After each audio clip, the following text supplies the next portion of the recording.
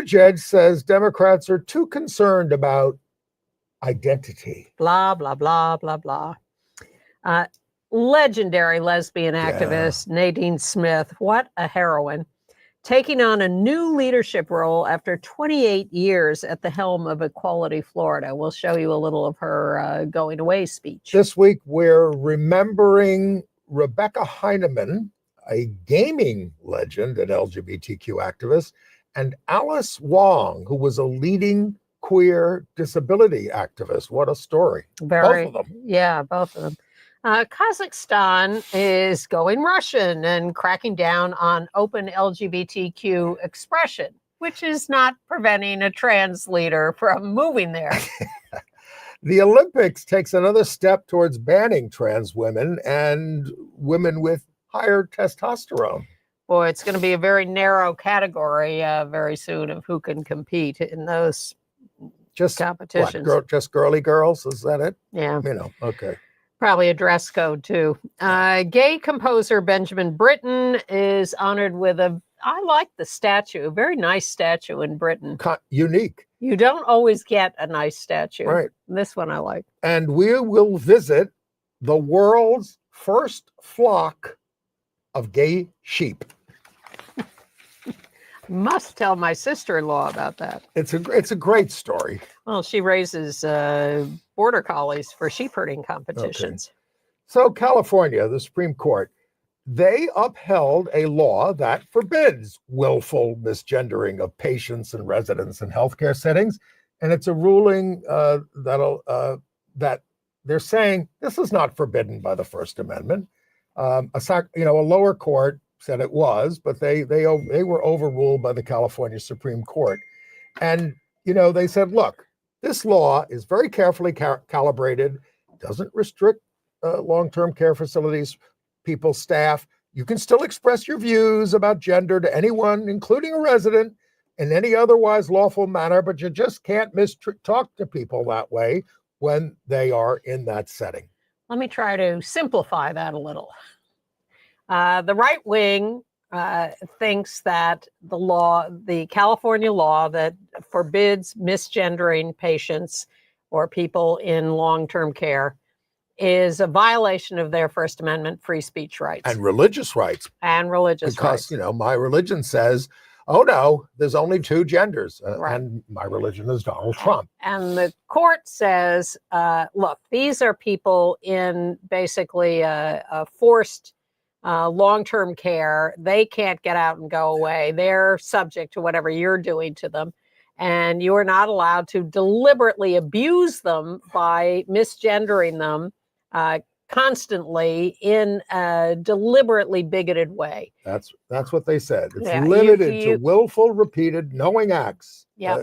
You want to have an opinion, you want to state your opinion. And they say it's a legally protected category. So that's an issue So too. it's an interesting distinction because for years we've listened to debates about what are free speech rights? Can people say bigoted things without punishment?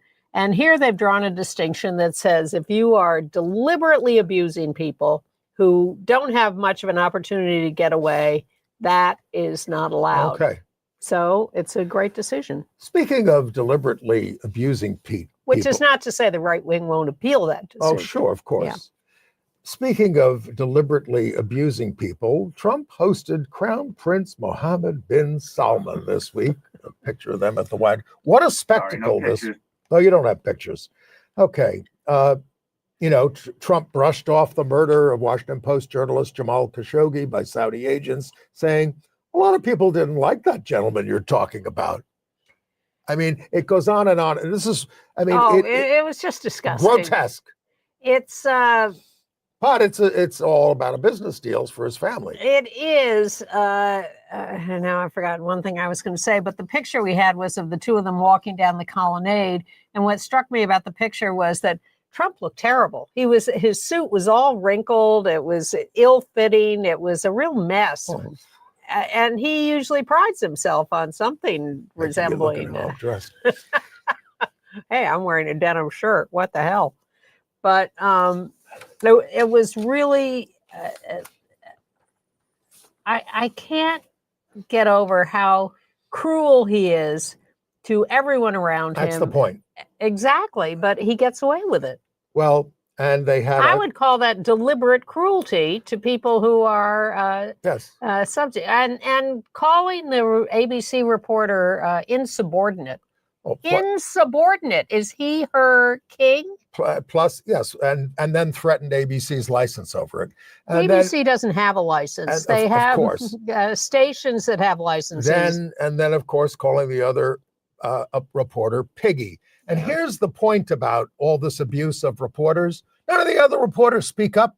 Right. You can't call someone piggy. You can't do that. It is abusive. You've got to stop. That's what I would say. Yeah, well, I might get banned, but that's what you need to say. But that's the thing. You have to risk being banned. You have to stand up all together and say, we are not going to stand for this, and we're going to all walk out, and you'll never see any of this. And you'll only be on Fox News, and that's it. Maybe that's fine with you. And the reporter's rationale, I'm sure, is we're not here to fight with him. We're here to show him as he is, and that's what we're doing. Well, I mean, look, I've interviewed a lot of bigots over the years, and I do just want to get them to just keep talking. And I don't want to argue with them. I want to get them on the record. No, that was my job.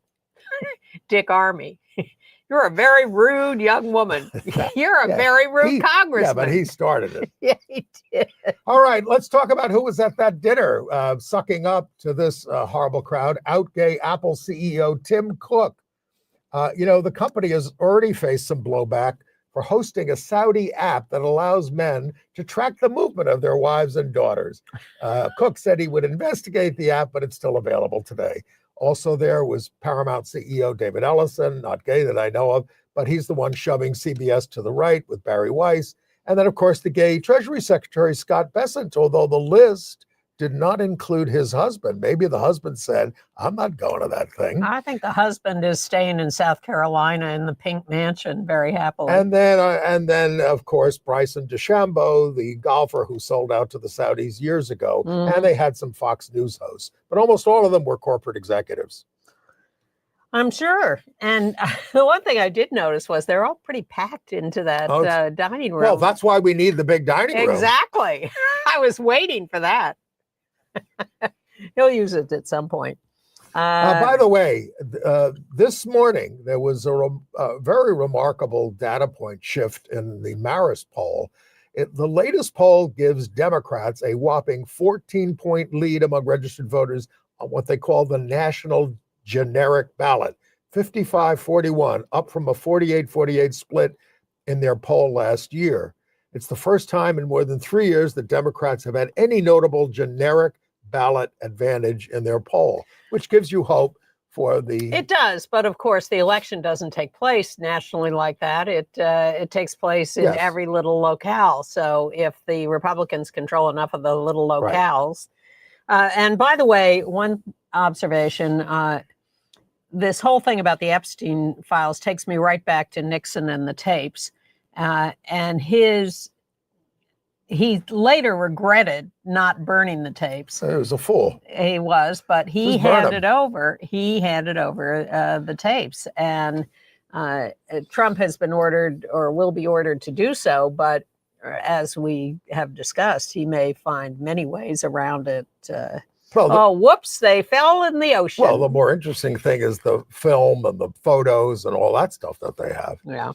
All right, a federal court in Texas on Tuesday blocked Texas's newly redrawn Republican-friendly congressional map. I love that. I don't know what that's going to mean for California, but this was a federal judge. And a Texas court also ordered the removal of the 10 Commandments on the walls of classrooms. I thought that was pretty spectacular too. And we're inch by inch, we're clawing it back. And the U.S. Supreme Court has declined to take up a Florida Christian school's challenge to an athletic association's refusal to let them conduct a prayer over the loudspeakers at the championship game. Well, this is two Catholic schools that were competing Christian in schools. Cambridge Christian University. These are. I stand corrected. Yeah. So they were competing against each other in some championship game.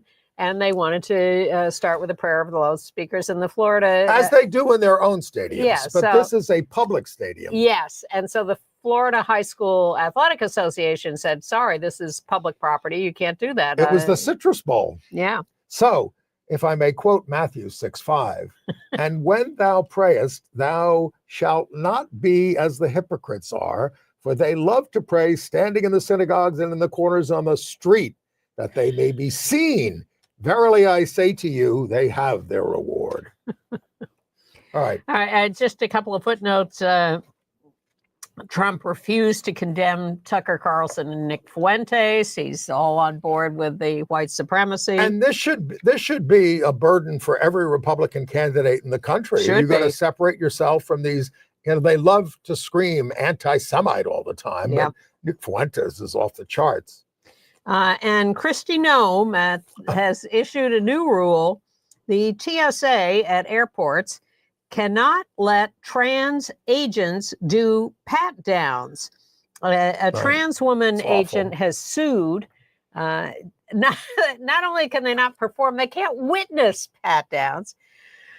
And they can't use the correct gender bathroom. And she described transgender people as having a mental delusion. Well, she has a few herself. The U.S. Conference, more than a few. The U.S. Conference of Catholic Bishops, they made news this week, you know, standing up for the immigrants. They did a whole tape with a whole bunch of bishops, really criticizing the Trump administration's, you know, fascist things. But at the same time, immigration mostly. At the same time, meeting the bishop. At the same meeting, the bishops voted to ban gender-affirming care at Catholic hospitals. Yes, that speech was called Moral Limits to the Technological Manipulation of the Human Body. Right. They will give no care in trans care in Catholic hospitals, which cover 1/7 of U.S. patients are in Catholic hospitals. So we've told you about how Colorado has this wonderful pre-K program, and anybody can apply for it. You just have to abide by state rules, and they'll give you the money. Archdiocese of Denver has a couple of schools that wanted to do this, but they want the right to discriminate against gay families, gay students, gay everything. And the state said, look, you can't do it that way. We have religious groups performing this service with the pre-K. So they are appealing right to the Supreme Court and hoping for a different ruling.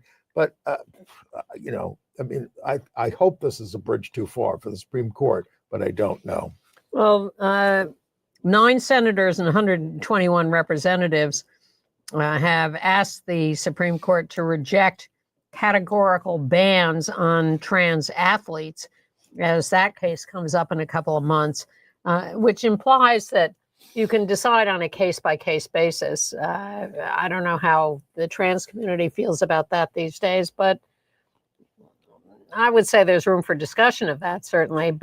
And I think these politicians are very careful to describe it as categorical bans that they're against. I apologize. We skipped over the other White House meeting that took place this week. The devil never sleeps. So in New York, we were subjected to these billionaires spending millions and millions of dollars on very Islamophobic ads against Zoran Mamdani. They tried to help Andrew Cuomo. It didn't work. People power always beats money. It does. And Zoran had 90,000 volunteers. Now they had a big meeting at the White House with these same people, and they with Trump and everything, and they're working on getting Elise Stefanik elected governor of New York next year. So she over Kathy Hochul, so she can be a check on Zoran Mamdani. Don't give him anything. They won't give up. Hochul, by the way, leads Stefanik in the latest poll this week by 20 points. I mean, she's anti-choice. She's MAGA. Stefanik, not Hochul. No, Stefanik. Yeah. Stefanik. I mean, every single post that she puts up, she calls Hochul worst governor in America. I posted on Facebook. I said, do you think Kathy Hochul's the worst governor in America? Most people pick people like DeSantis, Greg Abbott, Sarah Huckabee Sanders. It's Andy, quite a competition. You're so vicious. Well, Hochul's doing very well in the polls, but there is a long way to go, and these people will spend a lot of money to drive those poll numbers down. As they did with Mamdani, and it didn't work. Well, there weren't upstate voters in that race. People, yes, but the city went so overwhelmingly for Mamdani. And people are very excited for him to take over. Well, he just hired Eric Adams, police commissioner. I'm less excited about that. Very mixed. Here's the thing. When she was hired as police commissioner, after several failed attempts with others, one of the first things she did was root out some corruption in the department. Hallelujah. Maybe we have an honest... Jessica Tisch, is that her name? Yes. Yeah. Maybe we have... She's rich, by the way. She is loaded. Well, yes, Tisch. Tisch. But then she started again defending those vicious misconduct, cops. Yes, and that's very upsetting. All right. So I hope Mamdani will hold her to a higher standard. So many people seem to be upset with Hakeem Jeffries, who's the Democratic leader in the House, and he, of course, represents a district in Brooklyn. He was very late to the game in endorsing Mamdani. He has to walk a line. So Chai Ase, an out gay man who is a city council member out there in his district, wants to pull an AOC and try to knock off the leader. Well, the problem is that AOC has already said she doesn't think this is a great idea. And Mamdani isn't crazy about the idea. Mamdani's been trying to talk Chai Ase out of this for a while. And he's late to the DSA game. He's just a late... signer-upper as a member of the Democratic Socialists. Quite young. He is, and he's been doing a terrific job on the city council. But the new DSA establishment is saying, no, we're not so sure we want to start this fight with Hakeem. Okay, back at our home district. Yeah, Eric Botcher, our my city councilor, wherever you've moved. From Chelsea has announced his for Congress for Jerry Nadler's seat. Now it's a very crowded race. 10 candidates at the moment. Eric lives on the same block as Jack Schlossberg, who is President Kennedy's grandson. We should have a little debate in the middle of 24th Street. I've already proposed that last week. We should have him on the show. I want them to play Monopoly on the street. Scrabble. But there are a lot of candidates. Paddleball. It's a very important district. Every district is important. I am in that district. I may have moved, but I'm in that district. Right, you're still in the House district. Yes, I am. That's where the more conservative vote comes from. And Jack Schlossberg. Me? No, the East Side. Yes, Jack Schlossberg is making a big pitch. He's reminding people, I am half Jewish, And Jack Schlossberg is not doing a good job of rolling out his campaign. Yeah. People are not fond of what he's doing because all he says over and over is, I am President Kennedy's grandson. It's divide and conquer. All you need is about 21% of the vote to win because there's no runoff. So people are trying to carve out their constituency. Well, he's trying to go heavily into name recognition, and that may do it for him, but who knows? We'll see. But he hasn't. He has not come in swinging with a platform. But Katie Wilson came out swinging in Seattle. Wow! And knocked off the incumbent mayor. I guess. Yes, she did. Yes. Now she has a husband. She's not a lesbian, but she bears a slight resemblance. Now. It's not a slur. Of course not. There's nothing wrong with lesbianism. No, but I must say I was a little surprised that she had a husband. She would be proud of But she's a Democratic socialist, and she did knock off the incumbent, and this is a big win on the other side of the country from Zohran Mamdani, and there is a lot to feel good about in these elections. Right. And if you want to feel bad, you did the TSA story, but I do want to quote what Department of Homeland Security spokesperson. Wait, can I? I'm sorry. Oh, sure. I want to finish off Katie Wilson with a little more substance. She's been the head of the Transit Riders Union. She has no car. She lives in a rental apartment. Zohran Mamdani doesn't drive. Exactly. Well, in New York, that's understandable. Tax the rich to house the poor. And at the same time she was elected, the city council was taken over by the Democrats. And that's a change. And evidently the tech bros in Seattle are a little upset about all of this. Right. they're for democracy as long as they still are in control. But just to finish off that TSA story where Yes. you can't do the pat downs and everything, Yeah. here's what the Tricia McLaughlin, the spokesperson, said. What a useless and fundamentally dangerous idea to prioritize mental delusion over the comfort and safety of American travelers. They're so disgusting the way they phrase these things. I mean, again, it is the Trans Day of Remembrance. Yes. This kind of ugly language sparks violence against trans people. And why? Violence. Why are they so blind to the idea that human beings should be looked at as potentially good people? Exactly. All right. And some good news from the faculty of the University of Michigan, because they voted overwhelmingly for a resolution to reinstate gender-affirming care procedures for minors at the university's medical center.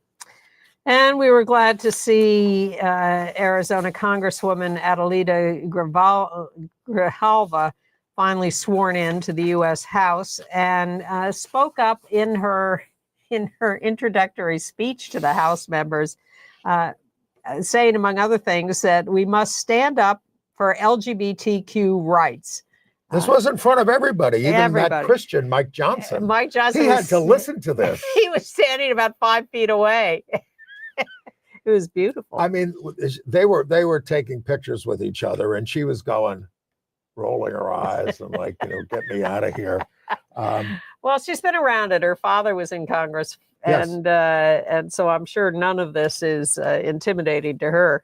But by the way, South Park mocked the Trump administration. Oh my God! Harder than ever this week with one of the most shocking, not safe for work scenes of the season. Now we have a picture that we may or may not be able to run of. He essentially has sex with a baby-faced JD Vance. Yes. I mean, they really go at it. Yes. And Satan comes in and finds them at it and is very upset because he's standing there waiting to give birth to Trump's child because Trump has impregnated him. It's crazy. Before they hooked up, Vance said to Trump, "But boss, what about Satan?" And Trump just ignored the question. If you are not watching this year's the Fox News anchors were heartbroken to witness seemingly concrete evidence that Trump was having an affair. After Trump told them that the footage was AI generated, however, they went right back to cheering the president on. Well, the South Park kids at the beginning of the episode are making completely disgusting AI videos. Which are a little takeoff on Trump's AI videos of dropping feces on New York City residents. Similar there. So you're into South Park now? More than I have been. Yes. You have to just admire their guts in doing it. So you did talk about the Equality Caucus going after the anti-trans rhetoric, right? Yes, exactly. Oral arguments on the trans student athletes case at the Supreme Court on January 13th. All right. Now, I do want to remind you that it is the anniversary of, as we sit here, of the Club Q mass shooting in Colorado Springs. And Mark Takano, the out representative chair of the Equality Caucus, said, let's remember their names: Daniel Davis, Aston, Kelly Loving, Ashley Paugh, Derek Rump, and Raymond Green Vance, murdered at Club Q in a terrible act of hate-fueled violence. To truly honor their memories, it falls on every one of us to take up the fight against anti-LGBTQ hate, end the epidemic of violence plaguing our communities, and work towards a day where no one fears being a victim of violence because of who they are or who they love. Well said. And meanwhile, in the House of Representatives, 200 plus members of the House had to write a letter to Mike Johnson demanding that he enforce decorum on the floor of the House because the representatives are being so cruel to Sarah McBride and to trans people in general. And of course, members of Congress are protected from almost anything that they want to say. But of course, and the more in the course of their duties, when you confront a monster like who's the one from South Carolina, Mace, about this. They just do it worse. Yes. Now, Nancy Mace gets 1 second of praise for being one of the ones who signed the discharge petition. She held firm. Nancy Mace, Marjorie Taylor Greene, Lauren Boebert, Right. and They're very independent-minded women. Whoa, are they? We're not going to forget anything they do and say, but Marjorie Taylor Greene is semi-apologizing for some of her past excesses. She is. Like Jewish lasers and all that stuff. Well, we will see how that proceeds and whether she really... Now, is she going to run for Senate? She was blocked from running for Senate in Georgia, or she might Senate do it still? and governor. She wanted to run statewide, and Trump told her no. Yes, you will not win. But now, who knows? I'm not for her. Unless she really, really does a 180. But, we always leave room for... Well, the Congress is abusing us. A Real Housewives star has read the Housewives for filth for trans rights. This is Bronwyn Newport. Bronwyn. Oh, excuse me. It's a typo. Bronwyn Newport, star of Real Housewives of Salt Lake City, calling her fellow housewives stars indulgence in plastic surgery for what it is: gender affirming care. I thought that was a brilliant insight. Which it is, yes. Of course. Yeah, no. Bronwyn's no fool. She's having a little trouble with her husband, but she got them all. They just had BravoCon, which is an annual convention in Las Vegas, and she had the crowds chanting, "Protect the dolls." The whole Salt Lake cast was getting the BravoCon attendees chanting that. Wow. But according to Rob Shooter, Andy Cohen is fuming over Portia Williams' FBI scandal, which ruined BravoCon and drew attention from it. Oh, you're saying this about our friend Rob Shooter? No, I love Rob, and I'm now reading his daily Substack or whatever it is, and he's got great stuff, and it's terrific. But I'm not criticizing him, Andy Cohen. If it's true that Andy is upset, that's ridiculous. Portia had a run-in with someone on a flight and got escorted off the flight. And according to Rob, Andy is saying this ruined BravoCon. Are you kidding me? Yeah, it's ridiculous. But the real news about Portia and about Kyle, Portia's on Atlanta. Real Housewives of Atlanta, then Kyle Richards on the Real Housewives of Beverly Hills. Both have been talking about their bisexual leanings. Portia's now dating both a man and a woman, not required to be bisexual, just open to being attracted to both, not simultaneously dating them, but that's what she's doing. And Kyle has been rumored to be dating a woman for quite a while, and she's sort of inching towards saying, well, maybe I am open to that. It's breaking out all over. I know this is so important to our viewers that I make Ann watch these shows. Yes, because otherwise I never would. I could go on. Maybe I should do a Housewives show. Why not? Okay. Now, but we should also say, sorry, go ahead. With Bronwyn really pushing the cast to pro-trans statements, which they have generally been pretty good at.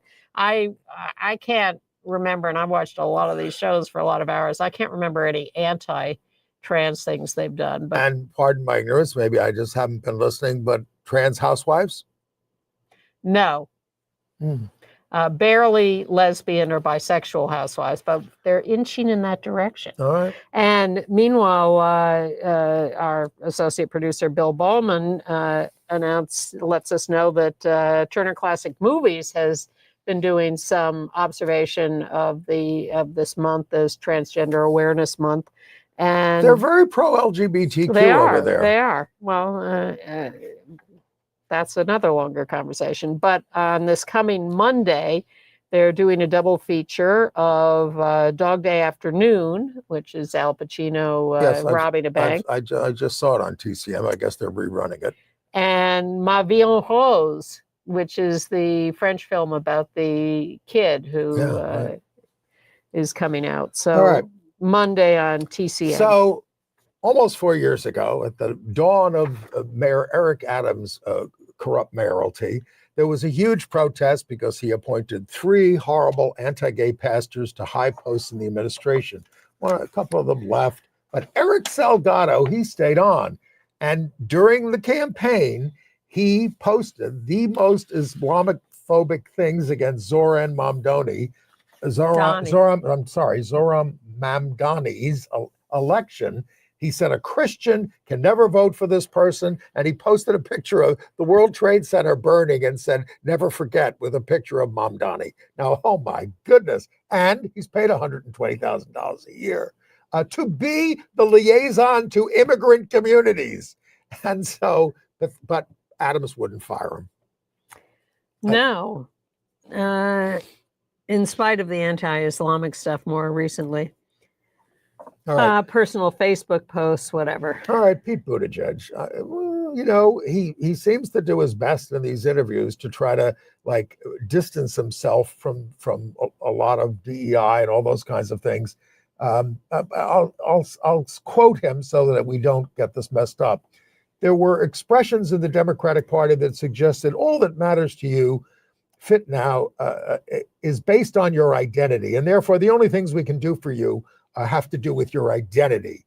And it turns out if you do it that way, you can't stitch together a story that makes sense across the board. And you actually lose many people in the very identity groups you think you're talking to. Now, this is the kind of talk that, you know, this distancing talk that he thinks is going to win. I think the stuff that J.B. Pritzker and Gavin Newsom are doing, I'm not saying I endorse them, but they're fighting out there with Trump. And they're fighting fascism, and he's talking about this. And they're standing up for all the people. Yeah. And he's being too cute by half in trying to parse this and maneuver this. And I don't like that. I would disagree with him completely. We need people at the front lines.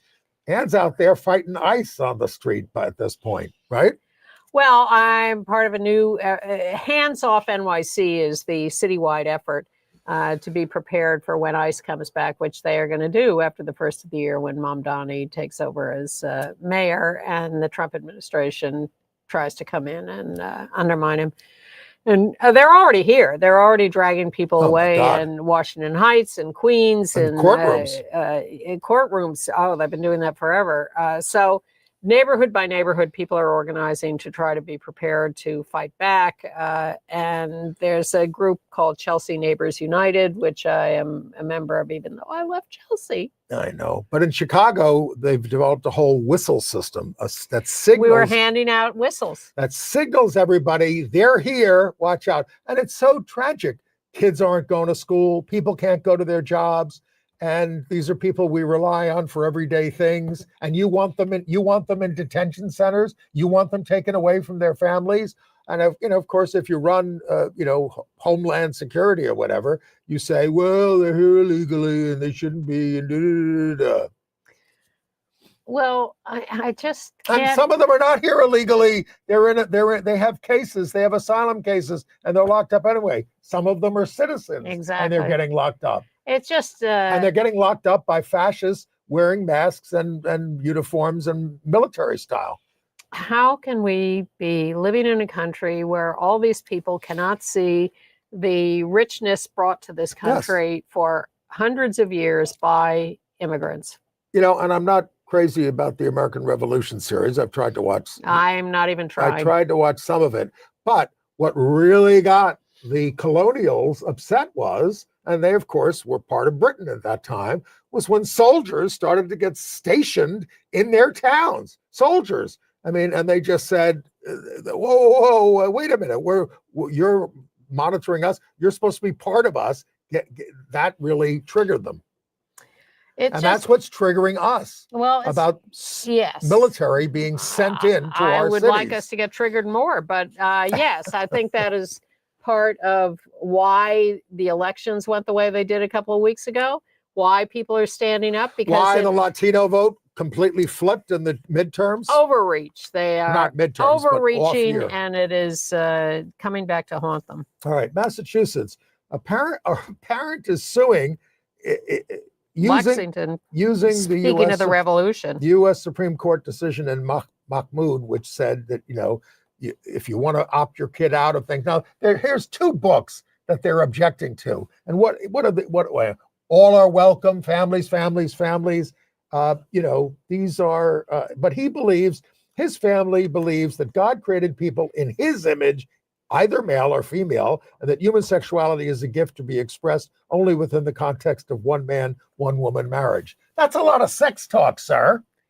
Well, fine. You want to believe that? You want to teach your kid that? Go right ahead. But the school refused to exempt the kid from very mild reading lessons. Family shows anthropomorphic animals in scenes of family life. The books show the reality of the population, right. Period. They're not about sex. They're just saying, of course, it's a diverse population. Here it is. And he doesn't want to deal with reality, and he wants to shield his kids from that knowledge. From the message that all are welcome here. And therefore, that's how we raise a population of fearful haters. Let's talk about Nadine Smith. Let's do. She, of course, has been the director of Equality Florida for 28 years with Stratton Politzer. So she's going to step down. Stratton is going to step up and run that group as the CEO and executive director.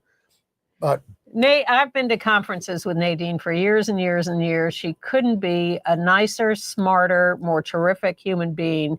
And she's done a brilliant job at Equality Florida. It's one of the more successful groups like that around the country. And she's moving on to Color of Change to be the president and CEO. So one can only imagine where she could take that. But she recorded a goodbye video, and we're going to show you a little bit of that. I'm brimming with confidence. Equality Florida. I'm executive. Hi, I'm Nadine Smith, Executive Director of Equality Florida.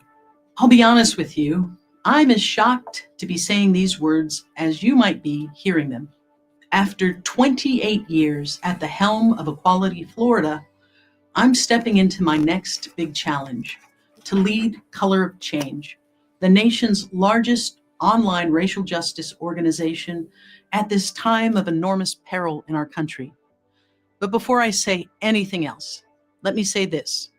Equality Florida has never been stronger. My commitment to this organization and its mission is forever. This is family. This is home. And I'm brimming with confidence because the team we've built here is without question among the most talented and dedicated in the nation.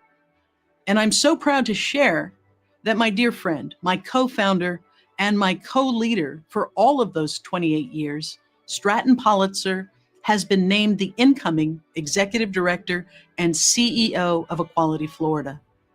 There is no one more ready to carry this movement forward. I'll be here through most of January to help ensure a smooth transition. And I'm not going anywhere. I remain a Floridian. I remain part of Frontline Florida. And I will always wear my Equality Florida uniform with pride. All right. Well, she really is fantastic in what she's accomplished in the belly of the beast, dealing with Governor Florida. DeSantis and the Republicans there. Sorry, I just swallowed the wrong way. For the fourth time, have introduced a bill to ban race, gender, and sexual orientation related flags on public buildings. All right. The next one is a very odd crime story. There was a masked suspect vandalizing churches in New York with anti-Christian message, but this person was draped in an LGBTQ flag. I mean, so we don't know what's going on. Is this a gay person acting against Christianity, or is it an anti-gay person trying to? We don't know. No, he and we assume it's a he. I suppose it isn't necessarily. We don't know. But he wrote messages on 3 churches, and what they were labeling the churches anti-gay cult, or a cult. Those are the messages he wrote. And the cops who put out a notice about this said, it's not really a hate crime because It's a characterization. it was, a discussion. I'm making up that word, but they were very reasonable in making a distinction and saying this was not some big attack on the church. This was, this is what I'm going to call you. But he wrote it on the building? Yes. Well, that's vandalism. Well, but that is what it is. It's vandalism. It's not a hate crime. I see. Interesting. So I don't know that he's been apprehended or identified. And I'm making an assumption about his gender, but talk about Summer Warden. Well, we did this story several years ago when this came up. Start with Colonel Anne McLean, astronaut, up on the space shuttle, but in a divorce proceeding with her partner, Summer Warden, there in the inset, an intelligence officer. And they were having a custody battle over their child, and it was very contentious. So Summer Warden, back on Earth, says, my wife has been accessing my bank account from space and stealing my money. And the colonel said, no way. Well, Summer Warden has now admitted that she was lying, that her wife was not accessing the bank account from space. The divorce proceedings continue and the custody fight, I guess. But it's very nice that we now know the truth. You cannot access a bank account from space. Let's talk about some people we lost, okay? Okay. All right. Rebecca Heinemann, she was a gaming legend and LGBTQ activist, died at the age of 52.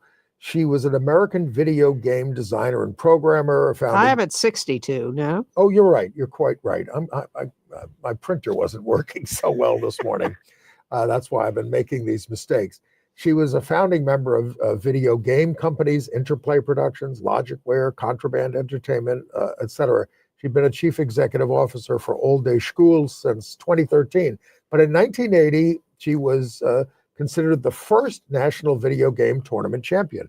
Around 2003, she began to transition as a woman, and she lives as a lesbian.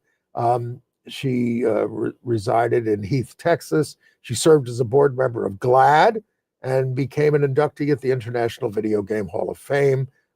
She had 5 children and was married to a guy and who died in 2024 who had cancer. Or she had an aggressive form of cancer. And then there's Alice Wong, who died at age 51, a legendary queer disability activist. She had a muscular atrophy condition, but died of sepsis. She had been given a MacArthur Genius Grant for her activism. She was a relentless activist for disability rights. When she was born, her parents were told she won't live to be an adult. And she lasted this long. She served on President Barack Obama's National Council on Disability. And that's a picture of him with her in a what's it called? It's a mobile device. She became the first person to visit the White House using a virtual robot presence that allows a person to stream live with a webcam and move around the room. Because it was she was great. She wrote a memoir, which is Year of the Tiger, an activist life. She said the systemic ableism that I and millions of others face every day tells us that we don't matter and that our lives are too expensive and not worth saving. Yeah. So she was fierce. Congratulations to the Evangelical Lutheran Church in America, which this weekend will install its first woman and first out lesbian as bishop of the Metropolitan New York Synod. I'll be there. I'll take a few pictures. Yeah. Join Andy at the installation. It's going to be at St. John the Divine, which is the Episcopal Cathedral, but she's Lutheran. Okay. All right. International news. Yes. France expanded anti-homophobic bullying protections. Criminalizing school bullying. Russian security forces raided a costume party, and that turned out to be it wasn't a gay thing. They thought it was non-traditional. And while the Prince of Saudi Arabia was here, a gay couple is suing Lufthansa Airlines, which gave men's marriage license to the government of Saudi Arabia, Just awful. which can impose the death penalty. So one partner, the Saudi partner, remains in the U.S. and had to sell his Saudi property at a loss. They've been together for 33 years. Wow. All right. Kazakhstan's lower house of parliament approved a bill banning what it calls LGBT propaganda in the media and online. Now, it imposes fines of up to 10 days in jail for repeat offenders, but it does mirror similar laws in Russia, Georgia, and Hungary, and it moves to the Senate.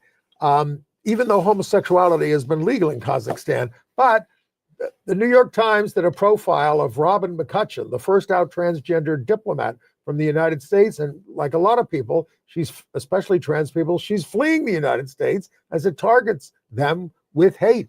But where's she moving? Kazakhstan. Well, she was posted there for a while as a diplomat, and she has a lot of friends there. Well, out of the frying pan into the fire. Hey, we live here. And a Dutch court denied U.S. trans woman Veronica Clifford Carlos, 28, asylum based on her gender identity. She's been in a detention center, and she says the idea of returning to the United States fills her with more dread than I have ever experienced in my entire life. But the Netherlands, which is about to have a gay prime minister, basically says, oh, we can't be, United States isn't that bad. And there are other places you could move in the United States that aren't that bad. Oh, well, okay. Pope Leo at the Vatican had his Jubilee of the Poor luncheon. He invited 43 trans women, but he didn't sit with them. What? It's one of these big things where there are hundreds of people. He didn't come? He came. He didn't sit with them. Oh, okay. Well, and he was wearing a dress. Of course. In the UK and in Suffolk, England, there's a new statue of Benjamin Britten as a young man. Very fascinating thing. And, it's, of course, the great gay composer. Yeah. And there it is. Bronze. It's a symbol of hope and aspiration for the next generation. Northern Ireland will now offer bi-monthly PrEP injections instead of daily pills. That's a good thing. The Olympics is moving closer to banning trans women and others under all their new policies that they're solidifying for the Olympics. Let's go to Germany. Here's the deal. Gay sheep. Oh, yes. Male gay sheep, because they don't reproduce with ewes, are generally sacrificed. They are killed for Not with ewes, with female sheep. Yeah. So this farmer in Germany thought that was a big waste of time. So he said, I'm going to start a new organization called Rainbow Wool, and I am going to have a flock of gay sheep and just keep them alive and have more and more of them, and we'll use their wool to make money and justify their existence. But the great thing is that when a ewe, a female sheep, gets pregnant, they don't produce wool. I wasn't aware of that, but again, I will ask my sister-in-law who has sheep and raises border collies to compete with them. Now, let us look at the video of the gay sheep flock in Germany. This gay farmer is raising the world's first flock of gay sheep on his farm in Germany. 51-year-old Michael Stucke has a herd of 21 gay rams on his farm in Lohna, North Rhine-Westphalia in Germany, where he lives with his husband. The farm's breeder says the rams are attracted to other males, saying they court each other, mount each other, and ignore the ewes. Studies have shown that around 8% of rams are gay, and that between 18 to 22% are bisexual. Michael explained that regulations dictate that there must be 1 ram per 50 ewes, and that ram is expected to produce offspring. If that ram is gay, they won't, and often that ram will end up at the slaughterhouse. Wanting to change this, Michael bought 21 gay rams from breeders and started Rainbow Wool with a friend. The wool collected from the sheep is used to create LGBTQ+ themed merch, like caps, patches, and shoelaces. Profits from the products goes to the Federation Queer Diversity in Germany, which helps various LGBTQ+ causes. The farm's sheep breeder, Klaus Louis Hahn, says, the initiative is great because the rams can live a happy life with their peers and be their true selves. Michael has said the process benefits the sheep and the community. In such a conservative industry like farming, this is a revolution and truly special. Michael, who is a member of Germany's Gay Farmer Network, also hopes the project will change stereotypes around the farming industry. Well, one of the Rainbow Wool guys says, you can't say the sheep were corrupted by woke culture. Well, my favorite line is that they can live as their true selves. Well, it's true. And of course, and this whole business of discarding them, killing them. Yeah. It really was anti-gay. You know, Totally. It was, They didn't spend a second thinking about they're not how they could entitled to live in the world. life. Yeah. Where were the right to life people? Yeah. Protecting the gay sheep. He's also in a collaboration with Grindr on this. Oh, it's true. Yes, I wouldn't lie. All right. Well, we are down to our last 30 seconds. Oh, no, we're exhausted. We are. It turns out, the thing about Mrs. Macron is trans. Oh, yes. So it turns out there's a whole organization that says everybody is trans. Charlie and Erica Kirk, trans. Michelle Obama, trans. Well, look, all pageant please, contestants. I just say, everybody, we are all on the man to woman spectrum. Everybody. And we'll leave you with that thought and be back next week. Bye.